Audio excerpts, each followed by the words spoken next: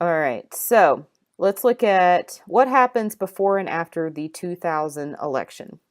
So Bill Clinton is president from 1993 to 2001.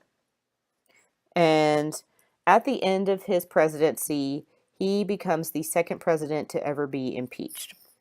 And to not go into too many details about the impeachment, um, he was impeached because he lied under oath. He had an affair with one of his interns, and which that part wasn't the part he got in trouble for. It was the fact that he lied about it under oath. He committed perjury. So he was impeached, but he was not convicted in the Senate, which would have removed him from office. The big thing for you to remember from a scandal like this is like same thing with Watergate, same thing with the Teapot Dome scandal. Americans lose trust in their elected leaders.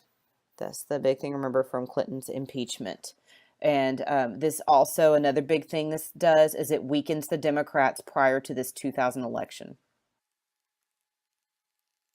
So this happens in the late 90s. They're getting ready for the 2000 election. Al Gore, who is vice president, is going to run for president. So this kind of weakens Democrats and people's faith in that political party and in politics in general in the late 90s.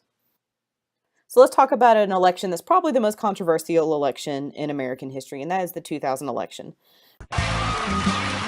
The 2000 election between Al Gore and George W. Bush seemed like it would never end.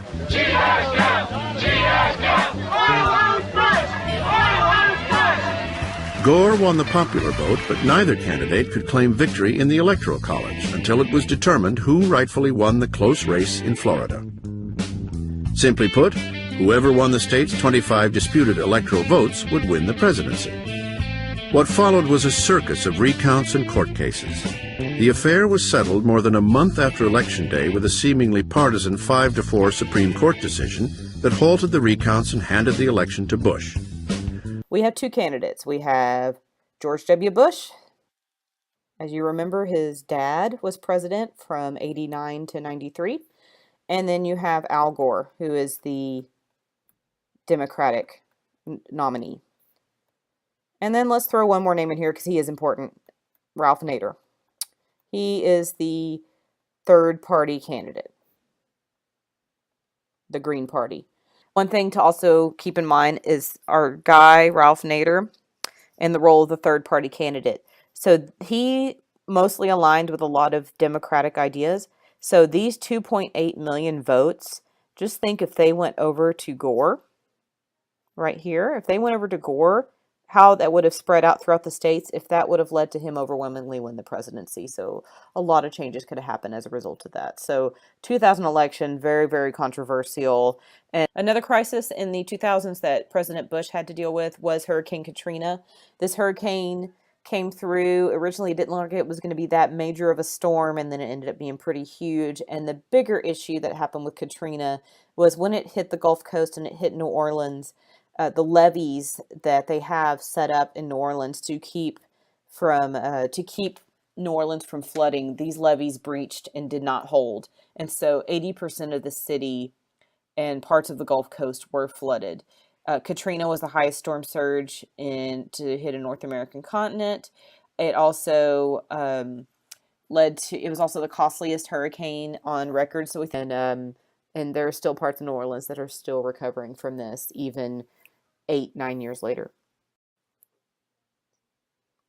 Okay, looking at American progress, this is looking at around the 2008 election and some other progress during this time. The main thing you need to know for the year, two things.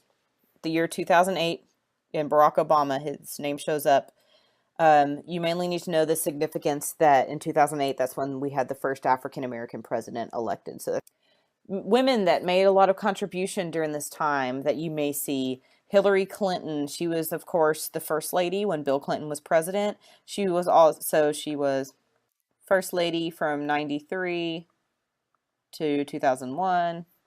And then she was also Secretary of State for the first term of Barack Obama's presidency. Another female that you might hear about is Sonia Sotomayor. She was the first Hispanic justice to the Supreme Court. Challenges in our new century. Another crisis or challenge at this time is going to be when we had our recession. And that's when your economy, not necessarily a depression like the Great Depression, but it's whenever your economy recedes. Where here's another example of, okay, not is the government going to get involved when the economy starts to suffer? It's how will they get involved? So how they got involved was the American Recovery and Reinvestment Act. So they made a bailout package and they created new jobs. They tried to save existing ones. They tried to spur economic activity. They tried to, try to boost the economy artificially through this bailout package.